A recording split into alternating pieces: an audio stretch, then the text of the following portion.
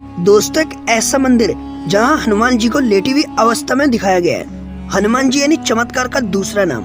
पौराणिक काल से बजरंग बली का नाम चमत्कारों से जुड़ा है। चाहे फिर सीने में बैठे राम जानकी के दर्शन करवाना हो या फिर लक्ष्मण जी को जीवित करने के लिए संजीवनी बूटी लाना हो, न सिर्फ पौराणिक काल बल्कि कलयुग भी हनुमान जी के चमत्कारों से सजा है। हमारे देश में जगह जगह पर हनुमान जी के प्राचीन चमत्कारिक मंदिर हैं। इन्हीं में से एक है संगम किनारे लेटे हुए हनुमान जी का मंदिर, जो अपने आप में अनोखा है। इस मंदिर में हनुमान जी की प्रतिमा खड़ी हुई नहीं बल्कि लेटी हुई अवस्था में विराजमान है। आखिर क्या है वजह कि यह हनुमान जी लेटी हुई अवस्था में है? संगम के किनारे स्थित इस मंदिर के बारे में कहा जाता है कि संगम में स्नान के बाद यहाँ दर्शन जो नहीं करता उसका स्नान अधूरा माना जाता है। हनुमान जी की यह विचित्र प्रतिमा दक्षिणाभिमुख की और 20 फीट लंबी है। माना जाता है कि यह धरातल से कम 6 से 7 फीट नीचे है। संगम नगरी में इन्हें बड़े वाले हनुमान जी, किले वाले हनुमान जी, लेटे हुए हनुमान जी और बांध वाले हनुमान जी के नाम से जाना जाता है। इस प्रतिमा के बारे में ऐसा माना जाता है कि इनके बाएं पैर के नीचे कामदा देवी और दाएं पैर के नीचे अहिरावण दवा है। उनके दाएं हाथ में राम लक्ष्मण और बाएं हाथ में गदा शोभित है। बजरंग बली यहाँ आने वाले सभी भक्तों की मनोकामना पूर्ण करते हैं। तो जानते हैं लेटे हुए हनुमान जी की पौराणिक कथा। त्रेता युग में जब हनुमान जी अपने गुरु सूर्यदेव से अपनी शिक्षा दीक्षा पूरी करके विदा होते समय गुरु दक्षिणा की बात करते हैं, तब भगवान सूर्य ने हनुमान जी से कहा कि जब समय आएगा तो वे दक्षिणा मांग लेंगे। हनुमान जी मान गए, किंतु फिर भी तत्काल में हनुमान जी के बहुत जोर देने पर भगवान सूर्य ने कहा कि मेरे वंश में अवतरित अयोध्या के राजा दशरथ के पुत्र श्री राम अपने भाई लक्ष्मण एवं पत्नी सीता के साथ प्रारब्ध के भोग के कारण वनवास को प्राप्त हुए हैं। वन में उन्हें कोई कठिनाई न हो, कोई राक्षस उनको कष्ट न पहुंचाए, इसका ध्यान रखना। सूर्य देव की यह बात सुनकर हनुमान जी अयोध्या की तरफ प्रस्थान हो गए। भगवान सोचे कि यदि हनुमान ही सब राक्षसों का संहार कर डालेंगे तो मेरे अवतार का उद्देश्य समाप्त हो जाएगा।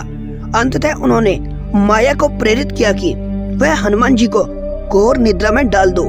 भगवान का आदेश प्राप्त कर माया उधर चली गई जिस तरफ से हनुमान जी जा रहे थे।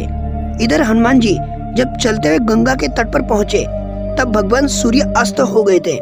हनुमान जी ने माता गंगा को प्रणाम किया तथा रात में नदी नहीं लांघते यह सोचकर गंगा के तट पर ही रात व्यतीत करने का निर्णय लिया।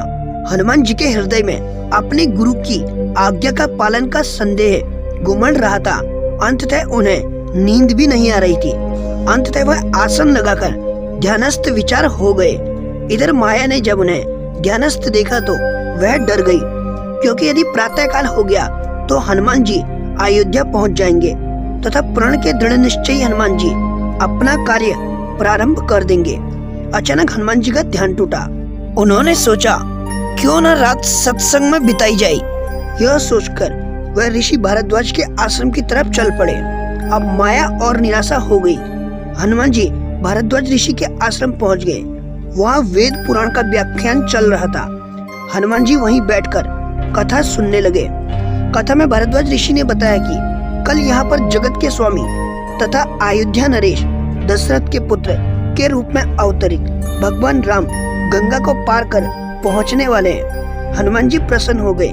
अभी उन्होंने गंगा पार कर अयोध्या जाने का विचार त्याग दिया था तथा वहीं संगम के तट पर ही रहकर भगवान राम की प्रतीक्षा करने का निर्णय लिया। रात्रिकालीन आवश्यक कार्यों को पूरा कर हनुमान जी वहीं संगम के तट पर लेट गए और उन्हें नींद आ गई। इधर माया को अवसर मिला और उन्होंने हनुमान जी को धर दबोचा।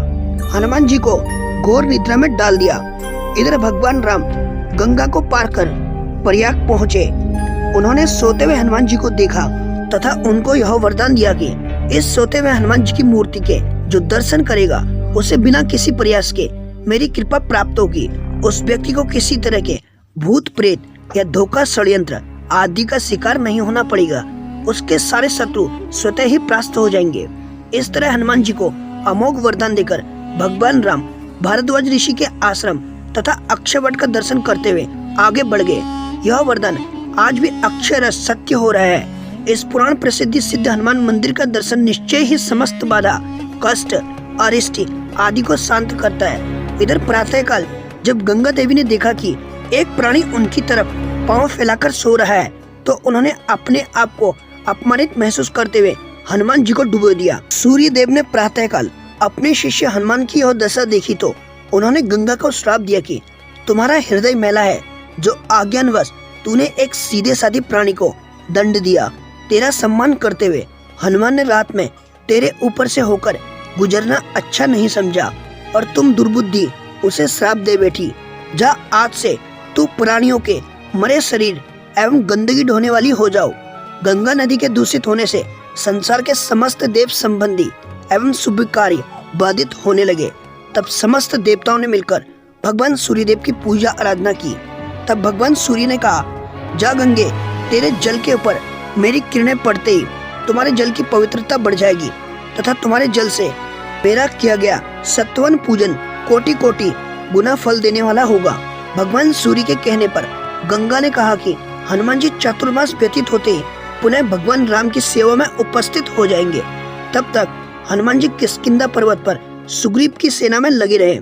चातुर्मास बीतने पर भगवान राम सीता की खोज करते हुए किष्किंधा पर्वत पर पहुंचे। वहीं पर उनकी मुलाकात भगवान राम से हुई। वीडियो को लाइक करके कमेंट सेक्शन में जय श्री राम अवश्य लिखें और चैनल को सब्सक्राइब करें।